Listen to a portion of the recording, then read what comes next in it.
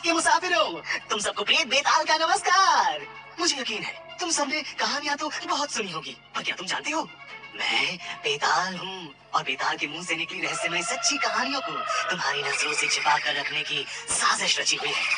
वो कहानियां जिसमें आकर्षण, वासना, मोह, रंजिश, साजिश और कत्ल की दास्तां भी बोली गई थी। ऐसी कहानी तो तुमने सुनी ही नहीं है। अब मेरी एक बात ध्यान से सुन लो तुम सब। मेरी ये कहानियां भोले और मासूम बच्चों के लिए नहीं है, क्योंकि ये कहानियां तुम्हें वासना से मुक्त होने के अनोखे रास्ते बताती हैं, तुम्हारी आंखों में बंधी मोह की पट्टी खोलती है। इसलिए बच्चों भाग जाओ, वरना तुम सब रात को चैन से सो नहीं पाओगे। लेकिन सच कहूँ तकलीफ होती है। मैं औंधे मुंह पेड़ पर लटका सदियों से ये दुनिया देख रहा हूँ और मेरी कहानियां शमशान के इन अंधेरों में गुम होकर रह गई है। तुम जानते हो थक गया हूँ मैं इन चमगादड़ों और उल्लुओं को कहानी सुना सुना कर।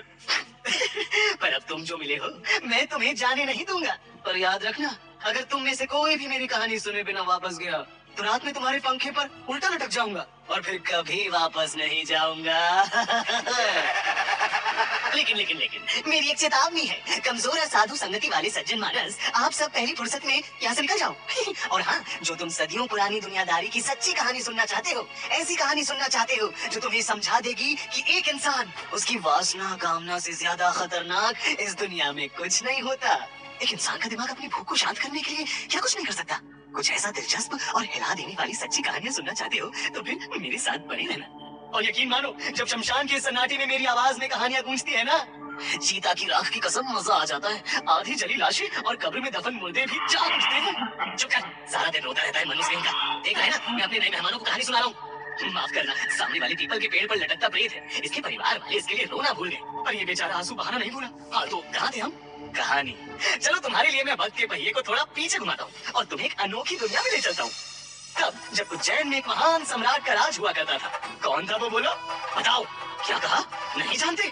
नाम मुरादो, भारत की जमीन पर खड़े कलंक हो तुम सब। क्यों याद रखोगे? सिकंदर, नेपोलियन की बहादुरी के किस्सों का जश्न मनाना तुम, और अपनी जमीन पर पैदा हुए महान सम्राट को भूल जाना। अरे मूर्खो, भारत और नेपाल जैसे देश जिस विक्रम संवत को अपना कैलेंडर मानकर दिन गिनते हैं, मैं उस विक्रमादित्य की बात कर रहा हूँ। मैं उस विक्रमादित्य की बात कर रहा हूँ जिसने अपना राज्य जम्बू द्वीप से आगे फैला लिया था। अंग्रेजों की नजर से इतिहास पढ़ पढ़कर खुद को महान समझने वाले पढ़े लिखे अनपढ़ों, वो तो भला हो मेरे जैसे प्रेत का, जो मेरी कहानियों के जरिए आज भी विक्रमादित्य का नाम जिंदा है। थोड़ा सख्त हूँ, पर प्रेत होते हुए भी दिल का अच्छा हूँ, तो जो भी तुम्हें बुरा भला कहा उसके लिए माफ करना। चलो मैं तुम्हें विक्रमादित्य की ओर ले चलता हूँ। वैसे मैं उसे विक्रम कहता हूँ क्योंकि मेरी उससे बड़ी अच्छी दोस्ती हो गई थी। और याद रखना, विक्रम और बेताल की कहानी पूरी सुने बिना अगर भागने की कोशिश की तो इंस्टाग्राम, यूट्यूब के हर रील्स में पेड़ पर लटके बेताल के अलावा कुछ और नजर नहीं आएगा। एक रात की बात है जब हजारों कंकाल और खोपड़ियां शमशान में इधर उधर बिखरी पड़ी थी। शमशान भी ऐसा वैसा नहीं, जगह जगह पेड़ पर पिशाच और प्रेत लटक रहे थे। सर सर सर करती ठंडी हवा बह रही थी। कौवा चीख रहा था। सियारों की डरावनी आवाज शमशान को और ज्यादा भयानक बना रही थी। चर चर सर सर करती पत्तों की सरसराहट ने सभी प्रेतों का ध्यान अपनी ओर खींच लिया। तेज बिजली चमकने लगी। कब्र में दफन एक मुर्दा ताबूत खोल बाहर आने लगा। आ, आ, आ, आ, दूर एक गीदड़ दहाड़ने लगा। और इस भयानक मंजर के बीच हाथ में चांदी सी चमकती तलवार लिए विक्रम न जाने क्या खोज रहा था। टक टक टक टक, धीरे धीरे कदम बढ़ते हुए वो मेरी तरफ आया, पर वो डरा नहीं। कद काठी ही उसकी कुछ ऐसी थी जो उसे और ज्यादा बेखौफ बना रही थी। लंबा कद, चौड़ी छाती, घुमावदार यूं लंबी मूछें, ऊपर से नीचे तक शाही पोशाक और उसकी बेखौफ आंखें। सच कहता हूँ, मैं ठहरा बेताल अगर कोई डाकिनी, शाकिनी या पिशाचनी होती तो उस पर फिदा हो जाती। वो मेरी ओर कुछ ऐसे आ रहा था जैसे जंगल में घायल हिरन की ओर एक शेर बढ़ता है। विक्रम ने मुझे ऊपर से नीचे तक गौर से देखा और वो बिना डरे पेड़ पर चढ़ गया। उसने तलवार से मेरे पैरों पर बंधी बेड़ियों को काट दिया। कच! और धड़ाम मैं जमीन पर गिर गया। ड्रामेबाज मैं भी कम नहीं था। विक्रम जैसे ही पेड़ से नीचे आया, मैं हंसते हुए वापस उस पेड़ पर लटक गया। बेचारा विक्रम मुझे एक लाश समझ रहा था, पर मैं जिंदगी और मौत के दरवाजे के बीच फंसा प्रेत निकला। वैसे विक्रम यहाँ क्यों आया था? इसके पीछे भी गहरा राज छुपा हुआ है। चिंता मत करो, तुम्हें आगे सब कुछ बताऊंगा। लेकिन अभी सुनाऊंगा कहानी एक खूबसूरत और शातिर हसीना की। इतनी शातिर कि तुम क्लियोपेट्रा को भी भूल जाओगे। और तो और तुम्हारी लैंग्वेज में कहूँ तो उसने अफेयर चलाया भी तो किससे? एक वैम्पायर से। हाँ, एक वैम्पायर से जिस पर इश्क का नशा भी था और खून का खुमार भी।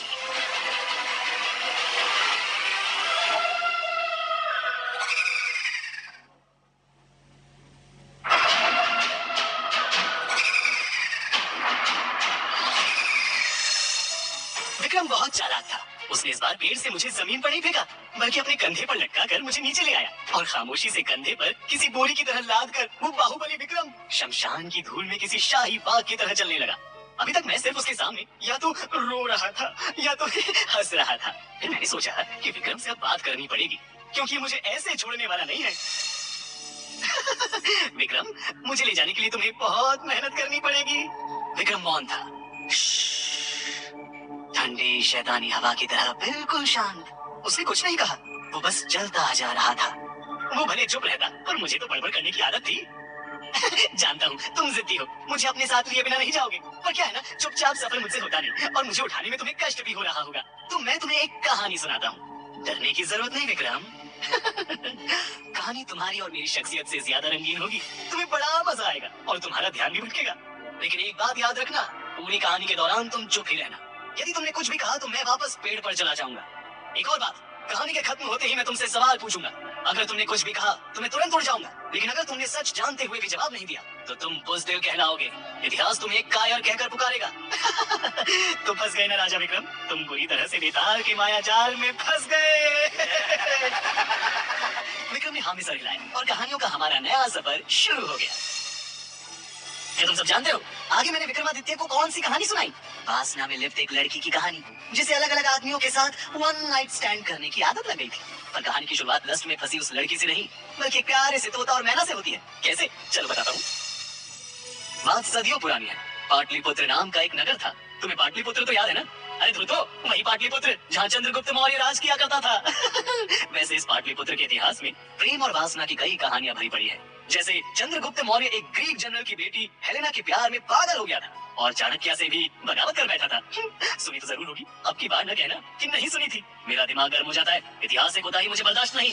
वही पहले सम्राट अशोक उज्जैन के व्यापारी की बेटी देवी के प्यार में पागल हुआ, उससे शादी की, उनके बच्चे हुए और उसके बाद भी राजा अशोक पेरिस की खूबसूरत लड़की लैला पर लट्टू हो गया। अशोक ने अपनी पत्नी को धोखा दिया, पर बाद में लैला ने नहले पर दहले का दाव खेला। लैला एक जासूस निकली। लेकिन कहते हैं ना कि ये प्यार, मोह और वासना अच्छे खासों को बर्बाद कर देती है। लैला आई तो थी जासूसी करने और अशोक को अपना दिल दे बैठी। हाय, क्या अनोखी प्रेम कहानी थी, सुन के मजा आता है। अब आगे क्या हुआ तुम्हें कभी बाद में बताऊंगा। अभी हम पाटलिपुत्र के राजा विक्रम केसरी के राज्य में चलते हैं। राजा के पास एक तोता था। वो तोता शास्त्रों का ज्ञाता और दिव्य ज्ञान से भरा हुआ था।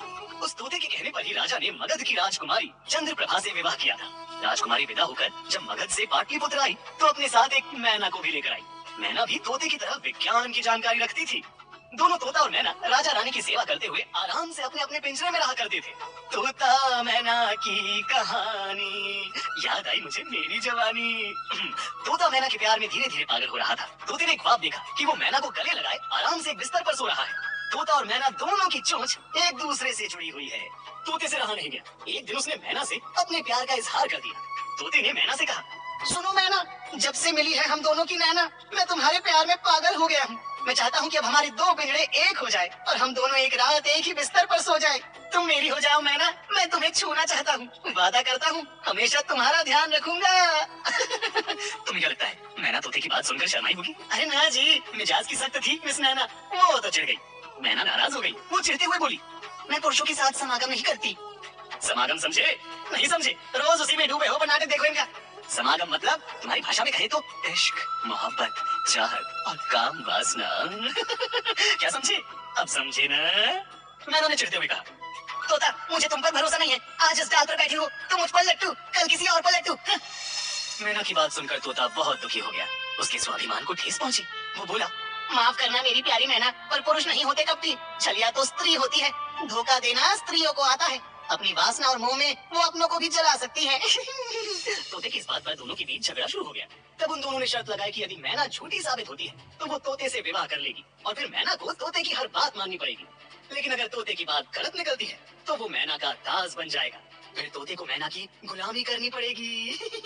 वैसे एक आदमी अपनी पत्नी की गुलामी ही तो करता है। खैर, तोता और मैना दोनों के लिए फैसला करना मुश्किल था। वो दोनों राजा के बेटे के पास गए।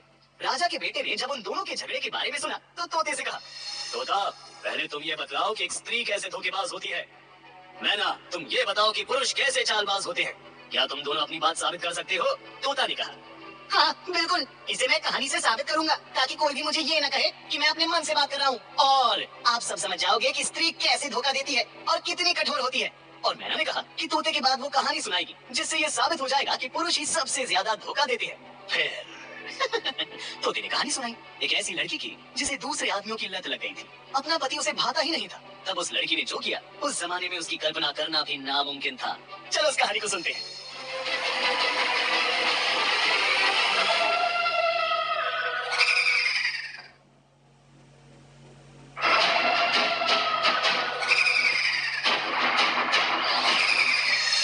नन्ही से तोता ने कहानी सुनाई हर्षवती नाम के एक नगर की, जहाँ एक बनिया रहा करता था।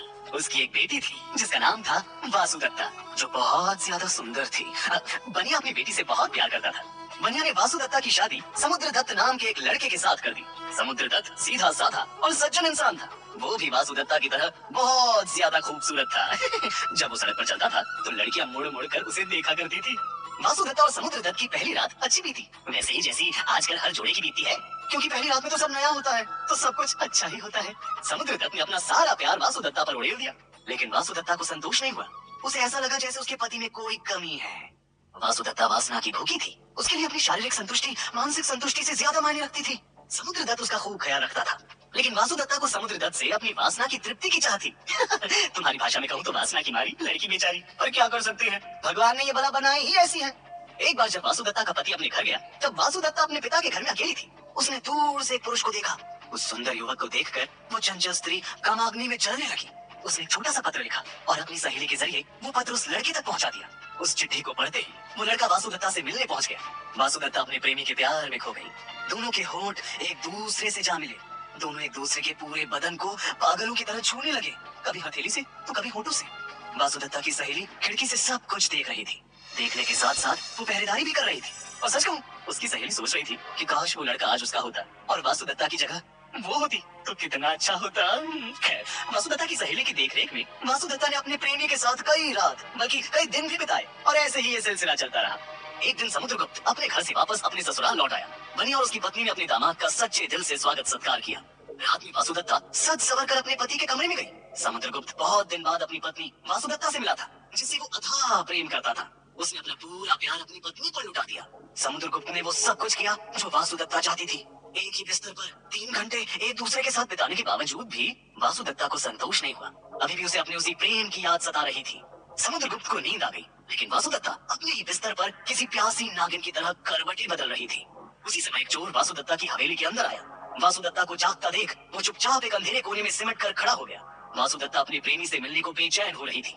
उसकी सहेली ने उसे पहले ही बता दिया था कि उसका प्रेमी भी उससे मिलना चाहता है। अपनी सहेली के जरिए वासुदत्ता ने मिलने की जगह भी तय कर ली थी। वो चुपचाप उठी और खूब सारे गहने पहनकर सज सवर कर अपने प्रेमी से मिलने महल से निकल पड़ी। ये देख चोर हैरान रह गया। उसने सोचा कि जिन गहनों की चोरी करने को यहाँ आया था वो गहने तो वासुदत्ता पहनकर बाहर जा रही थी। चोर वासुदत्ता का पीछा करने लगा। चोर ने सोच लिया था कि वो रास्ते में ही वासुदत्ता के सारे गहने लूट लेगा। कुछ दूर जाने पर चोर ने देखा कि वासुदत्ता फूल और मालाएं लेकर एक बगीचे में घुस गई, जहाँ उसका वही प्रेमी उसका इंतजार कर रहा था। वासुदत्ता ने जो देखा उसके होश उड़ गए। उसका वो प्रेमी किसी बेताल या प्रेत की तरह पेड़ पर उल्टा लटका हुआ था। उसके बाल बिखरे हुए थे, आंखें भयानक नजर आ रही थी, मुंह खुला हुआ था। चोर भी वासुदत्ता के पीछे पीछे उस बगीचे तक पहुंच चुका था। वो एक पेड़ की आड़ से छुपकर वासुदत्ता और उसे उल्टे लटके प्रेत को देख रहा था। हुआ यूं था कि जब वो लड़का चोरी छिपे बगीचे में गया तब नगर रक्षकों ने उसे चोर समझकर मार डाला। फिर उसी बगीचे में उसके गले में फांसी का फंदा डालकर उसे पेड़ से उल्टा लटका दिया। उस वक्त वो लड़का वासुदेव से मिलने के लिए बेचैन हो रहा था। वो काम अग्नि में प्रेम की अग्नि में चल रहा था। उन दोनों ने तय कर रखा था कि आज वो उस खुले बगीचे में चांद की रोशनी के नीचे एक दूसरे के साथ वो सब कुछ करेंगे जो हमेशा बंद कमरे में किया करते थे। पर उसके ख्वाबों पर पानी फिर गया और वो बेमौत मारा गया। हाय बेचारे प्रेमी, कहाँ चांद रात में मिलन के ख्वाब देखे थे, कहाँ मौत की राह चुननी पड़ी। खैर, कहानी की हो जाए तो वासुदत्ता का वो प्रेमी मिनटों में बेताल में बदल गया। उसकी रूह तड़पने लगी और प्रेत की तरह उसके शरीर के आसपास मंडराने लगी। अपने प्रेमी को ऐसी हालत में देखकर वासुदत्ता रोने लगी। वासुदत्ता के इस प्रेमी ने उसको इतना ज्यादा शारीरिक सुख दे दिया था कि वासुदत्ता उससे दूर नहीं होना चाहती थी। वो पागल हो गई और उसने खींचकर प्रेत बने अपने प्रेमी के शरीर को पेड़ से नीचे उतारकर जमीन पर लेटा दिया। जो हार वासुदत्ता अपने साथ लेकर आई थी, उसने वो हार अपने प्रेमी के गर्दन पर डाल दी और उसके चेहरे को प्यार से छूने लगी, जबकि उसका प्रेमी उस वक्त अपनी खुली हुई बड़ी बड़ी आंखों में भयानक दिख रहा था। दर्द में डूबी वासुदत्ता अपने होश हवास खो बैठी। उसने अपने मरे हुए प्रेमी का हाथ पकड़ा और उसे अपने सीने में रखकर घूमने लगी। अब उससे रहा नहीं गया और वो अपने प्रेमी के मरे हुए शरीर से लिपट गई। और क्या तुम जानते हो, जैसे ही मैंने ये कहानी विक्रम को सुनाई, विक्रम के पैर भी कुछ पल के लिए कब्रिस्तान की उस रेतीली जमीन में रुक गए थे। विक्रम भी ऊपर से नीचे तक एक अजीब सी तरंग अपने अंदर महसूस कर रहा था। ऐसा ही तुम्हारे साथ भी हो रहा होगा, हो रहा है ना? चलो आगे बताता हूँ। तुम्हारी लैंग्वेज में कहूँ तो वासुदत्ता ने अपने होंठ उस मरे हुए प्रेमी के होंठ पर रख दिए और वो उसके होंठों से बेतहाशा खेलने लगी। पर पागलपना आपकी जड़ खत्म कर देता है। वासुदत्ता को तो होश नहीं था, लेकिन वासुदत्ता के होठों का एहसास मिलते ही उस बेताल के अंदर जैसे जान आ गई। उसने कसकर वासुदत्ता को पकड़ लिया और अपनी लाल आंखों से उसे किसी दीवानों की तरह देखने लगा। वो बेताल भी वासुदत्ता की खूबसूरती पर मोहित हो गया था। आज वो बेताल भी उस बगीचे में वासुदत्ता के साथ सब कुछ करना चाहता था, जो शायद उसकी रूह को सदियों से नसीब नहीं हुआ था। वासुदत्ता और बेताल दोनों पागल हुए थे। आगे इस कहानी में क्या हुआ सुने बिना मत जाना, वरना कहीं ऐसा ना हो कि कमरे में तुम खुद को अकेले समझो और मैं दीवार पर छिपकली की तरह चिपका मिलूं। वैसे भी उस बेताली लड़की के साथ क्या गुल खिलाए सुनने की चाह तो तुम्हारे अंदर भी जरूर होगी, है ना? तो बढ़ो आगे।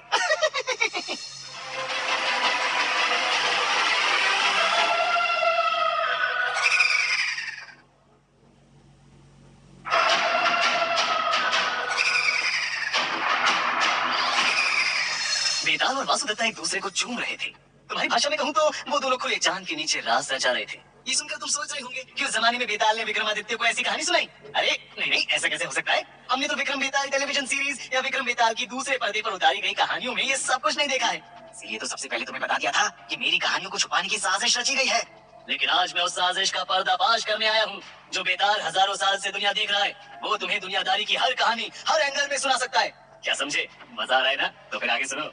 वो बेताल वासुदत्ता से लिपटा हुआ उसके पूरे शरीर को गौर से देखने लगा। वासुदत्ता को ऐसा लगा जैसे उसका प्रेमी जाग उठा, वो अभी भी जिंदा है।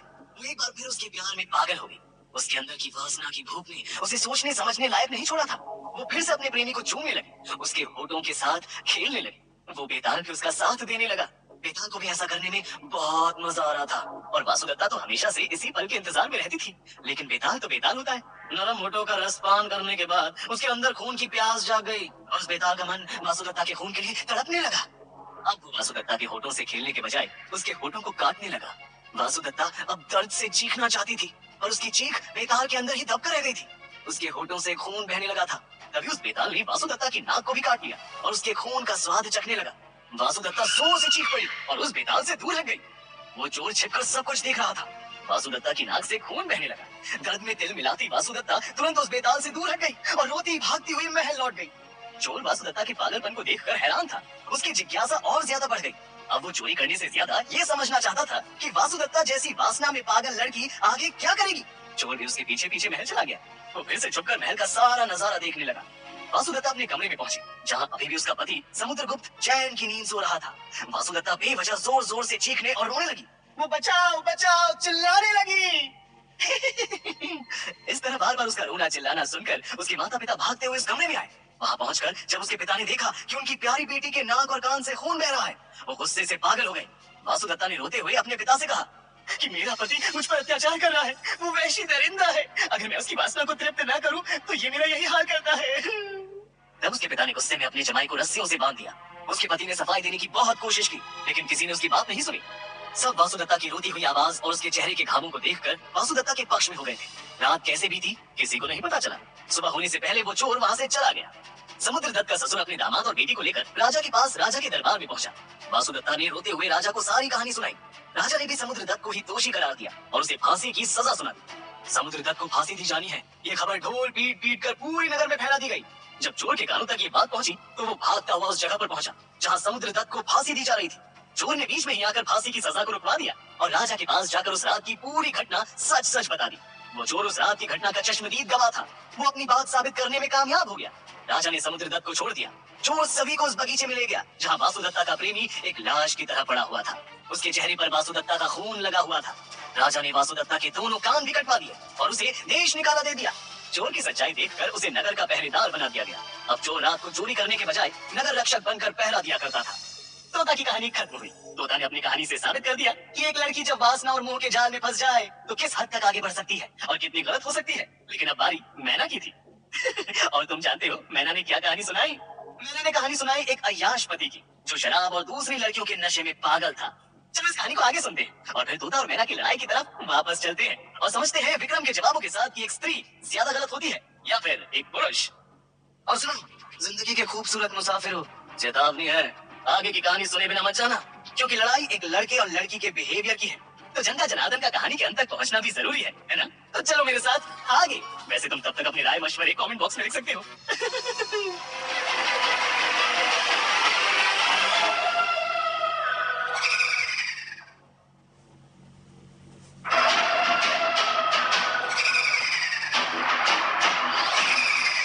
तोता की कहानी सुनने तक मैना खामोश बैठी थी। अब मैना ने अपनी कहानी की शुरुआत की।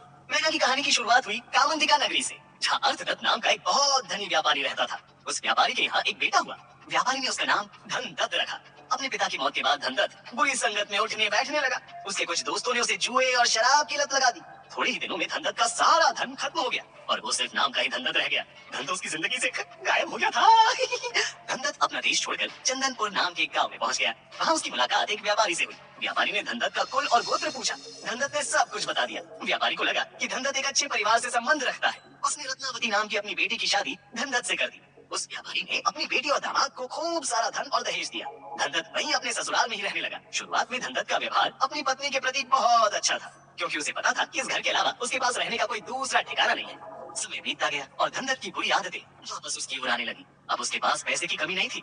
वो वापस जुए और शराब की लत में चला गया। धनदत्त ने अपने ससुर से अनुमति मांगी कि वो कुछ दिन के लिए उनकी बेटी को अपने गांव ले जाना चाहता है। धनदत्त के पिता अपनी बेटी से बहुत प्यार करते थे। वो अपनी बेटी को दूसरे गांव नहीं भेजना चाहते थे, लेकिन धनदत्त के विनती करने पर वो उसकी बात मान गए। उन्होंने अपनी बेटी के साथ एक बूढ़ी दासी को भेजा और अपनी बेटी को खूब सारे जेवर, गहने, पैसे भी दिए। चलते चलते वो तीन बहुत दूर तक जंगल में जा पहुंचे। वहाँ चोरों का डर दिखाकर धनदत्त ने अपनी पत्नी के सारे गहने अपने पास रख लिए। पैसे के लालच में आकर पालकी वाले के साथ मिलकर धनदत्त ने उस बूढ़ी दासी और अपनी पत्नी को खाई में धकेल दिया। खाई में गिरते ही वो बूढ़ी दासी तो मर गई, लेकिन उसकी पत्नी एक पेड़ के सहारे लटक कर बच गई। जैसे तैसे सुबह होने के बाद उसकी पत्नी खाई से ऊपर आई और रोती हुई लोगों से रास्ता पूछती हुई कई दिनों बाद अपने पिता के घर पहुंची। अपनी बेटी की हालत देखकर रत्नावती के पिता हैरान रह गए। रत्नावती ने अपने पिता से झूठ कहा। उसने कहा कि पिताजी, डाकू ने हम पर हमला किया, मुझे और दासी को खाई में फेंक दिया, लेकिन धनदत्त के बारे में मुझे कुछ नहीं पता। वो ठीक है या नहीं मैं नहीं जानती। भले ही धनदत्त को रत्नावती से प्यार नहीं था, उसने पैसे के लिए रत्नावती से शादी की थी, लेकिन रत्नावती सच्चे मन से अपने पति को चाहती थी, इसलिए उसने अपने पिता को कुछ नहीं बताया और वो लगातार अपने पति की याद में दुखी रहने लगी। अपने गाँव पहुंचकर धनदत्त ने एक बार फिर जुए और शराब में सारे पैसे बर्बाद कर दिए। कुछ ही महीने में वो फिर से कंगाल हो गया। अब उसे वापस अपने ससुर और अपनी पत्नी की याद आई। उसने सोचा कि वो कैसे भी फिर से उनसे पैसे निकलवा ही लेगा और वो वापस रत्नावती के गांव चला गया। पहले तो धनदत्त डरा हुआ था, लेकिन जैसे ही धनदत्त ने दरवाजा खोला, आंगन में कदम रखा, रत्नावती जो छत पर बैठी हुई थी वो दौड़ती हुई नीचे आई। रत्नावती ने रोते हुए धनदत्त को गले से लगा लिया और धनदत्त को सब कुछ बता दिया कि कैसे उसने अपने माता पिता से डाकुओं वाली कहानी कही थी। रत्नावती की बात सुनकर धनदत्त का हौसला बढ़ गया। धनदत्त वापस रत्नावती के पिता के पैसे पर अय्याशी करने लगा। एक बार रात के समय उस पापी धनदत्त ने अपनी पत्नी के साथ जमकर प्यार किया। उसने मन ही मन सोचा कि आज आखिरी बार पत्नी का सुख भोग लेता हूँ, क्योंकि इसके बाद रत्नावती के साथ वो कुछ बड़ा करने वाला था। रत्नावती आज बहुत खुश थी। रत्नावती मन ही मन सोच रही थी कि शायद आज वापस उसका पति उससे प्रेम करता है और इसलिए आज की रात इतनी सुहानी बीत रही है। दोनों एक दूसरे में मग्न थे। धनदत्त ने प्यार से रत्नावती से कहा, रत्नावती, आज मैं चाहता हूँ कि तुम मेरी गोद में सर रखकर चैन की नींद सो जाओ। रत्नावती खुश हो गई और अपने पति की गोद में सर रखकर आंखें बंद कर चैन की नींद सोने लगी। उस दुष्ट धनदत्त ने अपनी गोद में सोई हुई पत्नी की हत्या कर दी और उसके सारे गहने लेकर चुपचाप अपने देश की ओर चला गया। कहानी सुनाती मैना दुखी हो गई और रत्नावती की मौत का शोक मनाती हुई वो मैना आंसू बहाने लगी। मैना ने राजा के सामने इल्जाम लगाया कि पुरुष ऐसे ही निर्दयी और कपटी होते हैं। जानते हो तुम सब, वो तोता और मैना कोई मामूली परिंदे नहीं थे। कहानी के खत्म होते ही तोता एक गंधर्व में बदल गया और मैना तिलोत्तमा नाम की अप्सरा बनकर तोते के साथ सबके देखते ही देखते स्वर्ग चली गई। ये कहानी सुनाकर मैंने विक्रम से पूछा, विक्रम, तोता मैना ने अपनी अपनी कहानी तो सुना दी, अब तुम बताओ कि एक स्त्री ज्यादा गलत होती है या एक पुरुष? तोता और मैना में से किसकी जीत होगी? बताओ विक्रम, बताओ, मैं भी तो सुनूं तुम क्या कहते हो। और याद रखना, महाराज विक्रमादित्य, जानते हुए भी अगर तुमने जवाब नहीं दिया तो तुम्हारे सर के 1000 टुकड़े हो जाएंगे। विक्रम एक बार फिर मेरे बिछाए जाल में फंस चुका था, उसे अपनी जबान खोलनी ही पड़ी। बेताल, मेरा मानना है कि मतलबी और गलत धनदत्त और वासुदत्ता दोनों ही थे पाप तो पाप है, चाहे एक बार करें या 10 बार। लेकिन फिर भी तोता और मैना के सवाल जवाब की बात करें तो ज्यादा गलत वो है जिसने न सिर्फ अपने साथी को धोखा दिया बल्कि राजा से उसकी झूठी शिकायत करके उसे अपने रास्ते से हटाने की कोशिश भी की। लेकिन गलत तो दोनों बराबर ही थे। अगर कहानी की बात करें तो तोता ज्यादा सही था और मैना गलत। इसलिए मैना को तोते से शादी करनी पड़ी होगी।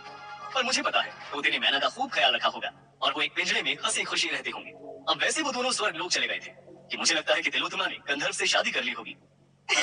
बहुत खूब विक्रम, सवाल का जवाब तो तुमने खूब दिया। और तुम बोले कि मैं गया, और इतना कहते ही मैं वापस पेड़ पर चला गया। बेचारा विक्रम मेरे पीछे दौड़ता रहा पर वो मुझे पकड़ नहीं पाया। तुम सब जानते हो विक्रम की समझदारी पर मैं फिदा था। मन तो कर रहा था कि विक्रम के कंधे पर लटक जाऊं और लटके लटके उसके साथ उसके राजमहल चले जाऊं, पर विक्रम को तंग करना भी जरूरी था। मैं उड़कर वापस पेड़ पर उल्टा लटक गया, जिसे पकड़ने विक्रम वापस आया। मजेदार तो था। खैर, अब आगे मैं कौन सी कहानी सुनाऊंगा इसे सुनने के लिए विक्रम जब तक मुझे वापस अपनी पीठ पर बैठाता है। तो अगले एपिसोड में चले जाओ, मैं सुनाऊंगा एक ऐसी लड़की की कहानी जो अपने स्वार्थ और प्रेम के लिए दुनिया तबाह कर सकती थी, जिसके प्रेम की हद ने उसे कातिल बना दिया और सजा मिली बिना कपड़ों के घूमने की।